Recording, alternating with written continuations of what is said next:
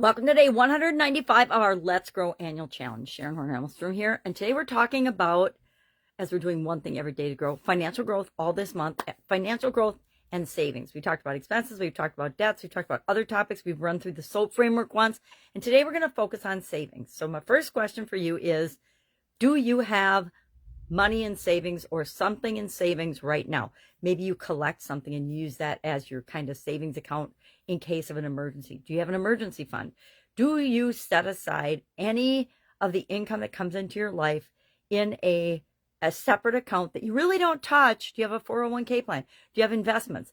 Unless you have an absolute emergency. And guess what? Most emergencies, you don't want to touch that anyway. You want to get creative and resourceful and find other ways, because things like Social Security are not guaranteed. Not sure it's going to be there when we all retire. Probably not, with the way things are going in our country.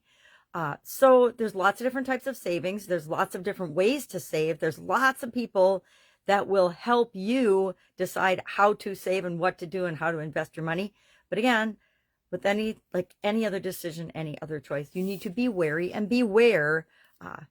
Interest rates just in my lifetime have done the craziest things. My first home, the interest rate was 13.89%.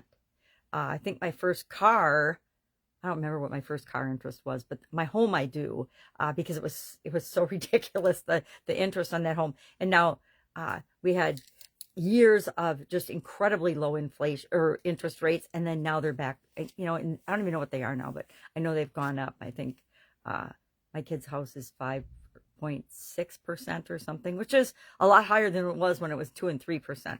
But interest rates are a double-edged sword. When you're saving, you don't get much money on your money, not much interest. You don't get much interest earned.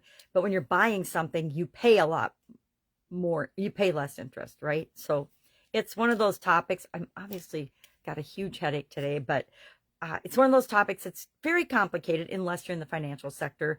And it pays to do your homework, do your research, shop around, just like insurance and anything else. We need to shop those things around so that we're not just paying money unnecessarily for things that we're not getting any service for.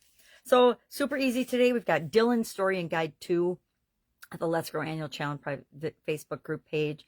I put a poll on here, but I have no idea how to launch the poll.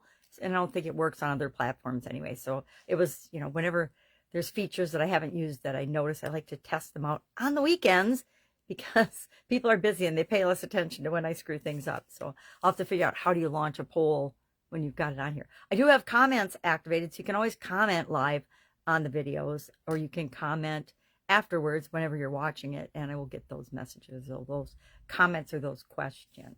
So today, simply ask yourself 2 questions. 1, do you have anything in savings right now? And guess what? If you don't, you don't. If you do, great.